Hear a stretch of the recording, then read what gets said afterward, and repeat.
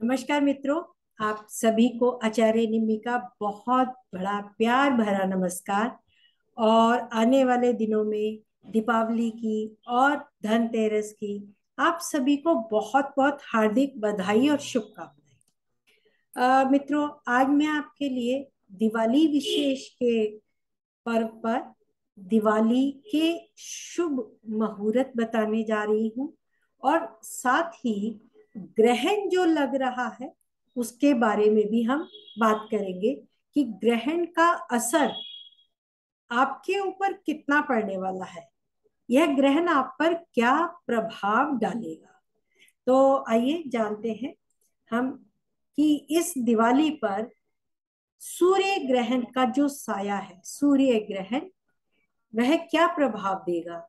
और लक्ष्मी पूजा के दिन का पंचांग, लक्ष्मी पूजा के दिन के चौघड़िया मुहूर्त भी मैं आपको देने वाली हूँ। तो दिल्ली में आंशिक खंडग्रास सूर्य ग्रहण लगेगा, जो 24 की रात दिवाली पे नहीं, 25 अगस्त जो सुबह 3:17 पे। जो लोग ये कह रहे हैं दिवाली पर ग्रहण है, दिवाली आपकी जो है वह 24 तारीख की है। हिंदू कैलेंडर के अनुसार जो तिथि मनाई जाती है वह दूसरे दिन के सूर्योदय के समय उदय होती है। उस वजह से रात के 27 बजे, यानी अगर हम 25 अक्टूबर देखें तो अर्ली मॉर्निंग 3:17, और हिंदू कैलेंडर के अनुसार देखें तो 24 अगस्त रात को 27:17 पर यह ग्रहण योग लगेगा, जो कि 25 तारीख 17:42 शाम को इसका एंड होगा। अंतिम समय शाम के समय होगा। तो 25 अक्टूबर 2022 को सूर्य ग्रहण है, हिंदी कैलेंडर के अनुसार नहीं, इंग्लिश कैलेंडर के अनुसार। और यह सूर्य ग्रहण एक आंशिक सूर्य ग्रहण है, यानी पूर्ण सूर्य ग्रहण नहीं है, आंशिक है। ग्रहण काल जो आरंभ होगा 16:28 पे, यानी सूर्य और चंद्र की जो डिग्री है ये 16:28 पे। ये मैंने आपके सामने जो चार्ट बनाया है 25 अगस्त का रात के 3:17 की सुबह का है, 24 की मिडनाइट और 25 की अर्ली मॉर्निंग।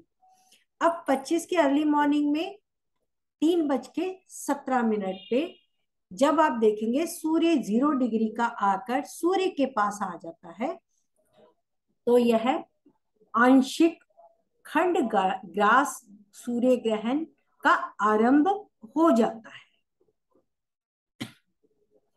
खंड ग्रास की अवधि जो है, यानी पूरी जो प्रॉपरली सूर्य ग्रहण की अवधि जिसमें वो प्रॉपरली राहु से ग्रस्त रहेगा, जब सूर्य अस्त होगा, तो वो खंड ग्रास की अवधि कहलाती है। वह 1 घंटा 13 मिनट 29 सेकंड की है।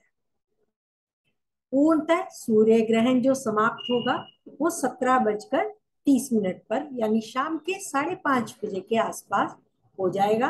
और ग्रहण काल प्रारंभ होगा 16:28 शाम के, जो 4:28 पर शुरू होगा, 5:30 पर ये समाप्त हो जाएगा। तो वो जो अवधि है वो पूर्णतया सूर्य ग्रहण की अवधि है, जो बिल्कुल वो राहु के प्रभाव में होगा।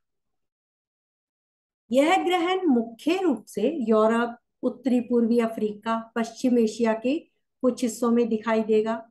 अफ्रीका के दक्षिण पूर्वी हिस्सों, पूर्वी एशिया, ऑस्ट्रेलिया, उत्तरी अमेरिका और दक्षिण अमेरिका महाद्वीपों में दिखाई देगा। यहाँ नई दिल्ली में, Bengaluru, Kolkata, Chennai, Ujjain, Varanasi, Mathura, Helsinki, Moscow, Kabul, Islamabad, Tehran और बगदाद, ये कुछ लोकप्रिय शहर हैं जहां आंशिक सूर्य ग्रहण दिखाई दे सकता है। तो फिर से बताती हूँ कि सभी समय जो 24 घंटे के हम लेते हैं वो दिल्ली के, भारत के इंडियन स्टैंडर्ड टाइम के अनुसार हमने लिए हैं।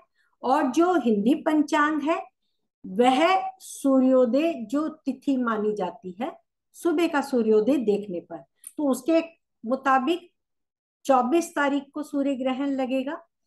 और जो हिंदी कैलेंडर नहीं इंग्लिश कैलेंडर मानते हैं उसके अनुसार 25 अक्टूबर को सुबह सुबह यह ग्रहण लगेगा।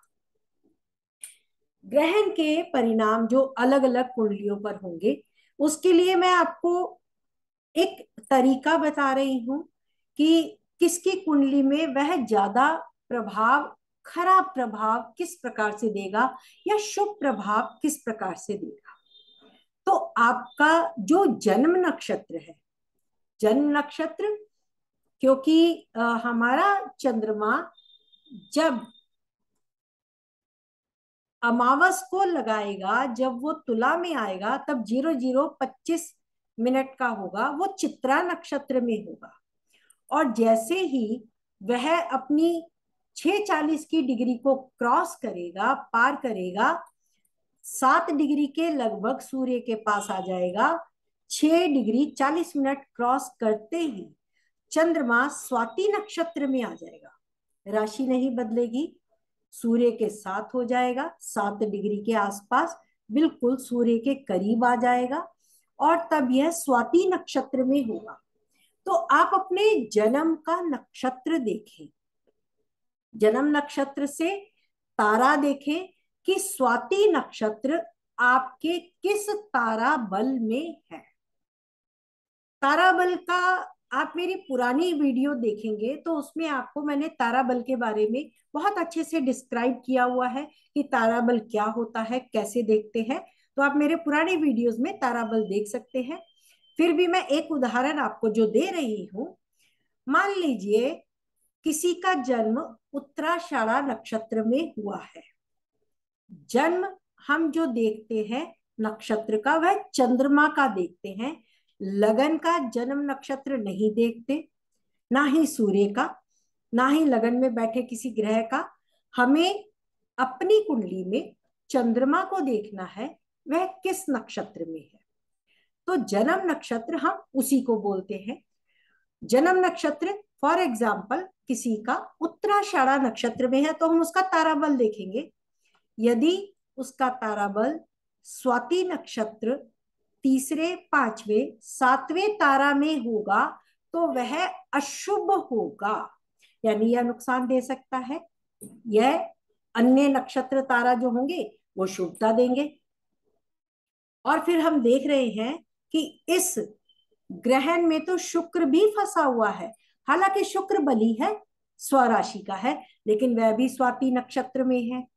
तो जन्म नक्षत्र कैसे देखें उसको थोड़ा सा मैं समझा देती हूँ। हमारा जन्म ताराबल क्या होता है? जन्म, संपत, विपत, क्षेम, प्रत्यारी, साधक, वध, मित्र और अतिमित्र हमारे ताराबल कहे जाते हैं। जैसा कि मैंने बोला, उदाहरण में उत्तराषाढ़ा आपका जन्म नक्षत्र है तो आपने जन्म के नीचे उत्तराषाढ़ा लिख देंगे और बाकी के 9 नक्षत्र उसके आगे के श्रवण, धनिष्ठा, शतभिषा, पूर्वा भाद्रपद, उत्तरा भाद्रपद, रेवती, अश्विनी, भरणी, इस तरह से लिखते हुए उसके बाद अगले नक्षत्र को फिर शुरू करेंगे कृत्तिका से। तो ये आपके इस तरीके से पूरे 27 नक्षत्र लिखे जाएंगे। अब आपने करना क्या है? हमने देखना है तीसरा तारा विपत हमारा कहलाता है। मैंने ऊपर काउंटिंग लिख दी है, 9 नंबर है ये सारे, जन्म, संपत, विपत जो तारा बल कहे जाते हैं। तो तीसरा विपत तारा इस कुंडली में जो हमारा उदाहरण उत्तराषाढ़ा नक्षत्र का हमने किसी का लिया है उसके लिए विपत तारा में धनिष्ठा, मृगशिरा और चित्रा तारा आ रहे हैं, यानी ये विपत में स्वाति नक्षत्र नहीं है। अब प्रत्यारी में देखें, पूर्वा भाद्रपद, पुनर्वसु और विशाखा नक्षत्र है, यहां भी स्वाति नहीं आया। वध में देखें रेवती, आश्लेषा और ज्येष्ठा नक्षत्र है। यहाँ भी स्वाति नक्षत्र नहीं आया, वध में भी। तो हमें विपद प्रत्यारी और वध तारा में यदि यह स्वाति नक्षत्र नहीं मिला तो यह तारा आपको कहीं भी कष्ट नहीं देगा। थोड़ी सी परेशानी तो सभी की जिंदगी में बिना ग्रहण के भी लगी रहती है, ये हम सब जानते हैं। अब आपने सिर्फ इतना देखना है कि आपका नक्षत्र तारा जन्म का कौन सा है, और इसके अनुसार इस प्रकार से अपने नक्षत्र लिखिए और देखिए।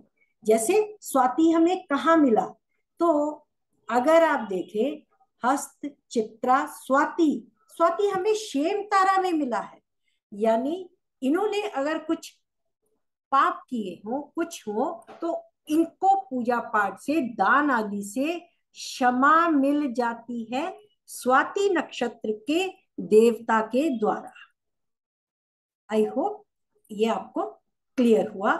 ये आप स्वयं से देखेंगे, क्योंकि सभी 27 नक्षत्रों का बनाकर देखना ये इतना पॉसिबल नहीं है किसी वीडियो में, तो आप इसे स्वयं से देखिए। तरीका मैंने बता दिया। फिर भी हम अन्य तरीके से देखें। यदि किसी का मेष लगन है तो सप्तम भाव में आपके राहु केतु एक्सिस होंगे। परेशानी लगन में वैसे ही है, जब राहु केतु है तो आजकल वो परेशानी झेल भी रहे होंगे।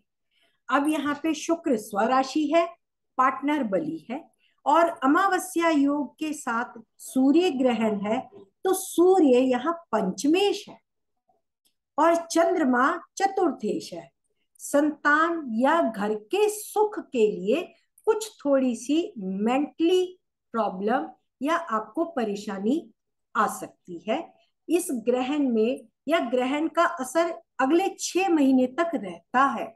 ये आप मानिए, अगले 6 महीने के अंदर यदि आपकी सूर्य या चंद्र की दशा है और सूर्य और चंद्र अपने भाव से 6, 8, 12 में जन्म के, सूर्य चंद्र अपने भाव से 6, 8, 12 में है, तो यह ग्रहण आपको प्रॉब्लम दे सकता है, जो शारीरिक कष्ट ना होकर केवल एक आपके मेंटली प्रेशर यानी दिमाग में ज्यादा हावी होगा, उनको ज्यादा परेशानी देगा। क्यों? क्योंकि लगन में राहु है। ये आपके दिमाग में लालच बढ़ाता है, ऊंचाइयों को दिखाता है, और सूर्य उच्चता का कारक है।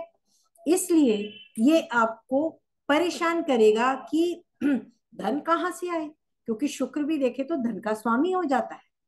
धन और लग्जरी के लिए चिंताएं बढ़ा देगा। वृषभ लगन वालों के लिए यह ग्रहण 6 और 12वें भाव में है। यहाँ ये ग्रहण आपके रोग को किल कर सकता है। आपकी कोई यात्रा हो तो उसको प्रॉब्लम में ला सकता है, क्योंकि छोटी यात्रा का कारक यहाँ चंद्रमा होगा, तीसरे भाव का स्वामी होकर, और चतुर्थ भाव फिर से यहाँ शामिल हो गया, तो घर और माता के सुख से संबंधित या आपकी छोटी यात्रा में कोई प्रॉब्लम आ सकती है। अदरवाइज आपका रोग खत्म होगा, परेशानियां नहीं होगी। और एक बार जो मैं आपको बार बार नहीं कहूंगी, चंद्रमा और सूर्य को अवश्य देखें, क्या वो दशा में है और क्या वो अपने भाव से 6-8 में है या इस गोचर से 6-8 में है, तो थोड़ी सी प्रॉब्लम तो आएगी। मिथुन लगन वालों के लिए यह पंचम भाव में ग्रहण लगेगा। यहाँ अगर आप देखें तो परिवार के धन का स्वामी पंचम में और तृतीय भाव का स्वामी पंचम में। पंचम भाव एजुकेशन का भाव है। जो विद्यार्थी एजुकेशन की तैयारी कर रहे हैं, हो सकता है कि एकदम से कुछ ऐसा हो जाए कि उनकी परीक्षा की डेट आगे हो जाए, उन्होंने जो याद किया वो उनको याद ना रहे, या परीक्षा के लिए अचानक से धन से संबंधित कोई प्रॉब्लम आ जाए, या आपको पिता की तरफ से कोई कष्ट मिल जाए। तो ये आप ध्यान रखिए, पंचम भाव एजुकेशन का भाव और पंचमेश यहाँ से जो है बुद्धि से बुद्धि में आया है, बुद्धि में ग्रहण लगाएगा। आपकी बुद्धि में कुछ ऐसा आ सकता है कि आप अपने पिता से झगड़ा ना कर ले, संतान भाव भी है, इसलिए जरा ध्यान से और फिर से देखें यहां से कुंडली का सूर्य और चंद्र कहाँ है, शुभ है या अशुभ है। कर्क लगन वालों के लिए यह चौथे घर में युति हो रही है। सुख और ऐश्वर्य का भाव, माता का कारक चंद्रमा स्वयं यहाँ विराजमान, सूर्य के साथ अमावस्या में माता को कष्ट हो सकता है, आपके भूमि संबंधी कोई कष्ट आ सकता है, और धन संबंधी तो यहाँ भी हो गया क्योंकि सूर्य ग्रहण है और सूर्य यहाँ द्वितीय होके परिवार और परिवार का धन, तो परिवार और परिवार से संबंधित किसी सुख के लिए आपको परेशानी झेलनी पड़ सकती है। किंतु यदि दशा हो, बिना दशा के या बिना कुंडली में इनके पीड़ित हुए, इससे घबराना नहीं है। हाँ, एक बात और कहूंगी, आपको शुक्र भी वहां बैठा है तो शुक्र के दान भी अवश्य करे। शुक्र स्वराशि का होकर ग्रहण में फंस गया है, वह भी 7 डिग्री का है, सूर्य के बिल्कुल साथ होकर अस्त भी है, और जब चंद्रमा 7 डिग्री का होकर स्वाति नक्षत्र में होगा तो ये तीनों की एक ही डिग्री होगी। ठीक है। सिंह लगन, तीसरा भाव छोटे भाई बहन, आपकी यात्रा, आपकी हॉबीज और आपके किए गए प्रयास, उन प्रयासों में कोई ग्रहण, आपके कोई धर्म के लिए की गई यात्रा में कोई ग्रहण, तो ये ध्यान रखें कि यहां से लग्नेश सूर्य पीड़ित होने वाला है। लग्नेश सूर्य यदि स्वयं पीड़ित है तो व्यक्ति को स्वयं को मानसिक कष्ट हो सकता है, ये थोड़ा ध्यान रखें। अदरवाइज ये किसी को पीड़ा नहीं देगा, वो आप नक्षत्र के तारा बल से देखें, शुभ भी हो सकता है, जरूरी नहीं है ग्रहण आपका अशुभ ही हो। थोड़े समय की मानसिक पीड़ा, मानसिक कष्ट आपके पूजा में आ सकता है, क्योंकि राहु यहाँ नवम भाव में होगा, तो नवम भाव का राहु आपकी पूजा में आपका मन लगने नहीं देता, या पूजा के लिए की जाने वाली धार्मिक यात्राओं में थोड़ा कष्ट या परेशानी देगा, इसका ख्याल रखें। अब कन्या लगन वालों के लिए तो देखिए, कन्या लगन वालों के लिए उस समय बुध उच्च का होगा, लगन बहुत बली होगा, द्वितीय भाव में जो ये ग्रहण लगेगा उसमें द्वितीय भाव भी बली होगा। तो ये ग्रहण के समय केवल इतना ख्याल रखें, क्योंकि सूर्य यहाँ द्वादशेष होगा, चंद्रमा यहाँ लाभेश होके वहां बैठेगा, तो कहीं आपके धन पर किसी चोर की नजर तो नहीं। धन को संभाल के रखें, परिवार में सौहार्द बनाए रखें, या व्यय अधिक हो सकता है, इस बात का ख्याल रखें, क्योंकि यहाँ पे आपका धन भी बली है, आप स्वयं बली हैं, बृहस्पति सामने से देखे बल दे रहा है, तो आपके लिए तो ये शुभ भी हो सकता है, अचानक धन लाभ भी हो सकता है। तुला लगन वालों के लिए लगन में ही ग्रहण का योग, राहु केतु एक्सिस में, और केतु पहले से ही वहां विराजमान है, ग्रहण के समय आपको डिटैचमेंट अधिक देता है, यानी मुझे लग्जरी नहीं चाहिए, मुझे काम नहीं करना, मुझे लाभ से कोई लेना देना नहीं, इस तरीके के विचार आपके मन में आ सकते हैं। तो आप इससे उभरने की कोशिश करें, अपने आप को डिप्रेशन में ना लाएं। हाँ, अगर आपका चंद्रमा कुंडली में बली है तो ये असर भी केवल थोड़े समय के लिए है, ज्यादा समय के लिए नहीं है।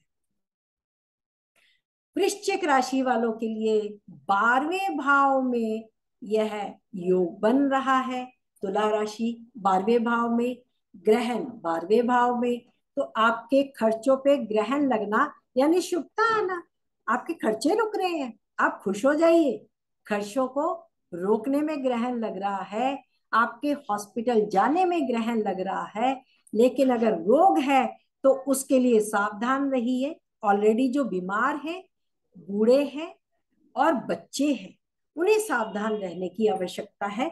उनके लिए थोड़ा कष्ट दे सकता है, क्योंकि यहाँ वृश्चिक लगन का स्वामी अष्टम में होकर यह आपके अचानक से कोई दुर्घटना भी दे सकता है। तो ध्यान रखें। अदरवाइज आपके लिए योग बिल्कुल भी मुझे नहीं लगता ये खराब है, शुभता दे रहा है। देखिए आप, आपके दशमेश आपको विदेश यात्रा भी दिखा रहा है, विदेश के लिए कोई खर्चा दिखा सकता है। और भाग्येश का व्यय, आप किसी आश्रम में दान करें, किसी आश्रम एनजीओ के साथ जो जुड़े हुए हैं उनके खर्चे रुकते हैं, वो कहीं आश्रम जाते हैं। तो ध्यान रखिए, धर्म और कर्म का स्वामी आश्रम भाव में, व्यय भाव में। धर्म कर्म करिए, आपका बाल भी बाका नहीं होगा। धनु राशि में यह योग लाभ भाव में बन रहा है। लाभ स्वामी वहां बैठकर थोड़ा सा लाभ में कमी दे रहा है, या आप जितना लाभ चाहते हैं, जितने लाभ की आप प्राप्ति सोच रहे हैं, यदि आपको उससे कम हुआ तो वो आपको नुकसान लग सकता है। तो यहाँ पे चंद्रमा अष्टमेश होकर यहाँ बैठा है, मन को बहुत पीड़ित कर सकता है, मन की व्यथा को बढ़ा सकता है। इसका ख्याल रखें, डिप्रेशन में नहीं आना है, बस इतना ख्याल रखें। अपने चंद्रमा को बलि करने के लिए खीर बना ले, या कोई भी सफेद मीठा घर में बनाए और मां लक्ष्मी जी को अर्पण करें। मकर राशि, इनके लिए दशम भाव में ये ग्रहण लग रहा है। शनि यहाँ पे देख रहा होगा अपने कर्म भाव को, और वहां उसका उच्चेश बैठा है। तो यह इनके लिए भी इतना कष्टकारी नहीं होगा। केंद्र में अशुभ ग्रहों का प्रभाव कम हो जाएगा। शुक्र वहां बैठकर उस प्रभाव को और भी कम कर देगा। और यहाँ पे चंद्रमा सप्तमेश है, तो पार्टनर को भी कर्म में शामिल करने की आवश्यकता है, उसको भी लाभ मिल सकता है। ग्रहण का प्रभाव यहाँ बहुत कम होगा, आपको ये लाभ भी दे सकता है, क्योंकि ये अचानक से लाभ का स्वामी अष्टम भाव से दशम में गया, और दशम से अष्टम भाव लाभ भाव हो गया। ये ग्रहण अभी जो नुकसान दिखाएगा, बाद में लाभ दे जाएगा, इसका यकीन मानिए। क्योंकि धन का स्वामी, लगन का स्वामी अपने उच्च की राशि, उच्च के स्वामी को देख रहा है, तो कर्मा में अभी जो नुकसान दिख रहा है ये लाभ में परिवर्तित होगा। कुंभ राशि, इसके लिए नवम भाव में त्रिकोण में यह योग बन रहा है। यहां भी ये इतना अशुभ नहीं है। हाँ, रोग और दशम का संबंध, क्योंकि रोग से चतुर्थ में गया है, धर्म भाव में गया है, तो धर्म के लिए कुछ दान पुण्य करें तो आपको यह ग्रहण कहीं भी पीड़ा नहीं देगा। केंद्र का स्वामी त्रिकोण भाव में गया है, और यह आपको योग धर्म की ओर प्रेरित करता है। आप धर्म से विमुख ना हो, धर्म के लिए कुछ करें तो आपको यह योग नुकसान कम देगा। अब आते हैं अंतिम राशि, मीन राशि। स्वामी मीन राशि का मीन राशि में बैठ के बली है, अष्टम भाव बली है, लाभ भाव बली है, और यहाँ पे सप्तम भाव भी बली है। तो आप देखें, यह अष्टम भाव में अचानक से लगा ग्रहण जो सीधे धन भाव को देख रहा है, यहाँ पे आपको अचानक से धन प्राप्ति भी हो सकती है, और अचानक से धन का नुकसान भी हो सकता है। इसका ख्याल रखें, क्योंकि यहाँ पे चंद्रमा त्रिकोण का स्वामी होके अचानक से सुख बढ़ा सकता है, और सूर्य छठे भाव का होकर अष्टम में विपरीत राजयोग में ये ग्रहण बनेगा। तो यह आपको, क्योंकि यहाँ पे आप देखें मीन राशि के लिए त्रिशराया का लॉर्ड शुक्र, त्रिशराया का स्वामी सूर्य और त्रिशराया का स्वामी शनि अष्टम भाव को देख रहा है, और वो अष्टमेश भी स्वराशि है। तो यह तो विपरीत राजयोग है। तो विपरीत परिस्थितियों में आपको धन लाभ भी होगा। ग्रहण से डरना नहीं, उसके बाद उसके उपाय जरूर कीजिए। धर्म से संबंधित, विष्णु जी से संबंधित, माँ लक्ष्मी की पूजा कीजिए। शुक्र स्वयं जो है, शुक्र की बहन माँ लक्ष्मी है, और विष्णु पार्वती साथ में योग बनाते हैं। तो आप सूर्य उच्चता का कारक, चंद्रमा माता, सूर्य पिता, यहाँ पे आपको माता और पिता से भी एंसेस्टर प्रॉपर्टी मिल सकती है। विपरीत राजयोग कुछ भी करवा सकता है। अब आते हैं लक्ष्मी पूजा के दिन के पंचांग की बात करते हैं। लक्ष्मी पूजा के दिन का चौघड़िया। लक्ष्मी पूजा सोमवार 24 अक्टूबर 2022 को 18:54 से 20:48 का बहुत ही शुभ योग है, जिसकी अवधि 1 घंटा 23 मिनट के लगभग है। 18:54 यानी 6:54 शाम के, और 20:48 का अर्थ है 8:48 रात को। तो ये समय लक्ष्मी पूजा मुहूर्त के लिए, जो कि प्रदोष काल है, और लक्ष्मी पूजा को प्रदोष काल के दौरान ही किया जाना चाहिए, जो कि सूर्यास्त के बाद प्रारंभ होती है, और लगभग 2 घंटे 24 मिनट तक प्रदोष काल रहता है। यह प्रदोष काल 17:43 से 20:18 से शुरू होता है। लेकिन मैंने 18:54 आपको इसलिए बोला कि यह वृषभ राशि का लगन आता है। 18:54 पर वृषभ लगन यानी स्थिर लगन, और स्थिर लगन में की गई पूजा में माँ लक्ष्मी आपके पास स्थिर हो जाएंगी। स्थिर राशि वृषभ राशि, जिसके स्वामी शुक्र हैं। तो आप इस बात को समझ के ये शुभ मुहूर्त को जरूर अपनाएं।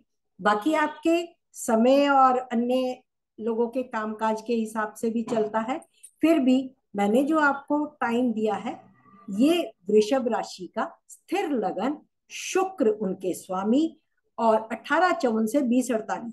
लक्ष्मी जी की पूजा आराम से करिए। जो ग्रहण में शुक्र फंस गए हैं उनको भी उबारिए।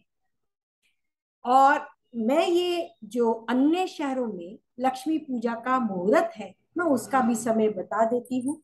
पुणे में 19:23 से 20:35, नई दिल्ली वही 18:54 से 20:48, चेन्नई 19:06 से 20:13, जयपुर 19:02 से 20:23, हैदराबाद 19:06 से 20:17, गुड़गांव 18:54 से 20:17, चंडीगढ़ 18:51 से 20:16, कोलकाता 18:19 से 19:35, मुंबई 19:26 से 20:39, बेंगलुरु में 19:16 से 20:23, अहमदाबाद 16:21 से 20:38, और नोएडा में 18:52 से 20:15 का समय है।